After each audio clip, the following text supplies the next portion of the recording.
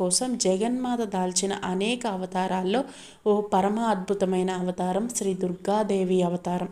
దుర్గా అంటేనే దుఃఖములను పోగొట్టే తల్లి అని అర్థం. అందుకే మన పెద్దవాళ్ళు ఇంట్లో ఒక్కళ్ళకైనా సరే దుర్గా అనే పేరు పెడతారు.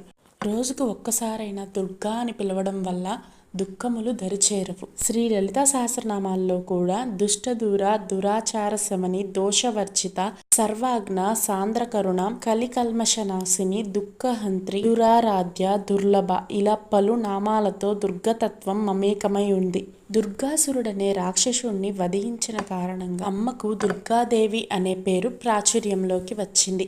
ఎంతటి కష్టసాధ్యమైన సందర్భాలలోనైనా అనుకున్న పని నెరవేరదేమోనన్న సందేహం కలిగినా, చేయదలిచింది అసాధ్యమనిపించినా దుర్గాదేవిని స్మరించాలి. ఆ మాత అనుగ్రహం ఉంటే ఇక సాధ్యం కానిదంటూ ఏదీ లేదు. అమ్మ ఆశీస్సులే మనకు రక్షణ